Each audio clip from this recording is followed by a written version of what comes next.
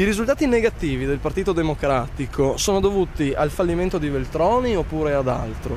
Allora, io credo che le ragioni per cui è nato il Partito Democratico siano paradossalmente ancora più valide oggi.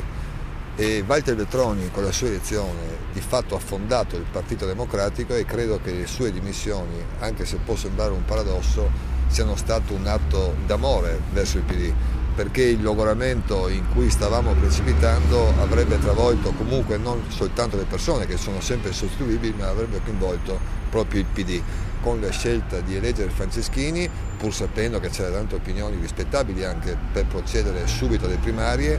Abbiamo costruito lo strumento che è quello del congresso. Io sono convinto che l'esercizio di non scegliere e di rimandare i nodi grossi che stanno dentro la nostra società alla fine non faccia bene al Partito Democratico.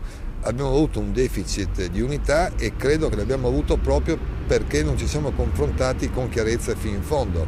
Penso a temi fondamentali, i temi cosiddetti etici, i temi che riguardano il mondo del lavoro, le dinamiche in cui ci stiamo dibattendo rispetto a una crisi che c'è ma che sarà ancora più forte.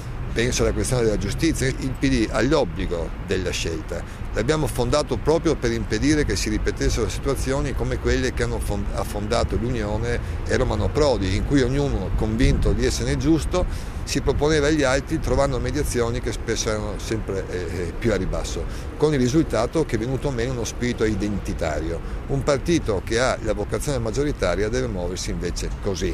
Secondo lei era necessario cambiare il leader alla vigilia di un appuntamento delicato come le europee? Io credo che questa sia una valutazione che ha fatto Walter Veltroni proprio per paura che questo regolamento continuo producesse dei danni irreparabili al Partito Democratico. Queste dimissioni creano tutta una serie di sommovimenti dentro il partito. Lei crede si rischi una possibile spaccatura con i centristi dell'ex Margherita o addirittura una possibile interruzione del progetto politico? Io credo che non ci siano altre case e non ci siano altre strade. I ponti sono stati giustamente tagliati. Questo è un progetto di cui la parte riformista del nostro paese, che noi vogliamo diventi maggioritaria, ha bisogno. C'è stato certamente sbandamento, un grande dolore anche della gente nostra. Non a caso stiamo attivando assemblee, occasioni di incontro dappertutto, ma ragionando vedo proprio che i motivi che ci hanno portato a fare questa scelta rimangono condivisi e sono ancora più forti oggi. Con che meccanismi e secondo quale percorso di formazione lei crede si possa arrivare ad un rinnovamento della classe dirigente e soprattutto crede che le dimissioni di Walter Veltroni offrano un'opportunità per questo rinnovamento?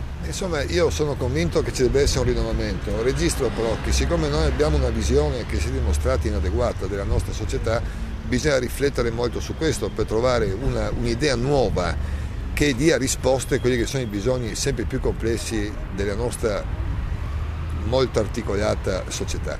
Ora, le facce nuove sono una cosa importante e sono anche, come dire, sinonimo in sé, plastico quasi, di rinnovamento. Dico però che sono importanti ma non sufficienti se non c'è collegata a questa nuova generazione un'idea anche nuova di politica, di pratiche relazionali, di innovazione autentica. Una domanda sul futuro di Bruno Zvecchi invece. Lei si ricandiderà alle primarie per la guida del partito a livello regionale e cosa farà dopo il mandato di consigliere regionale? Io dopo il mandato di consigliere regionale tornerò a insegnare, che a me pare una cosa di per sé molto affascinante, e perché non credo che si possa essere sempre presenti per ogni stagione. Il proprio impegno, questo certamente sì, non verrà mai meno, perché la politica è una cosa che insomma ce l'abbiamo dentro, però credo che dopo 15 anni passati qui dentro e tante esperienze interessanti sia il momento nel 2013 di chiudere. Chiudendo con una battuta e parafrasando Nanni Moretti, ci dica qualcosa di sinistra o magari qualcosa di democratico. Io sono il segretario regionale del Partito Democratico, non mi ha mai appassionato questo dibattito sulle provenienze perché la scommessa è un'altra. Sono convinto che nessuno debba rinunciare alla propria storia, ma il problema non è tanto quello che si è stati, ma il problema fondamentale è quello che si vuole essere, e io credo che dobbiamo essere, io per primo voglio essere democratico.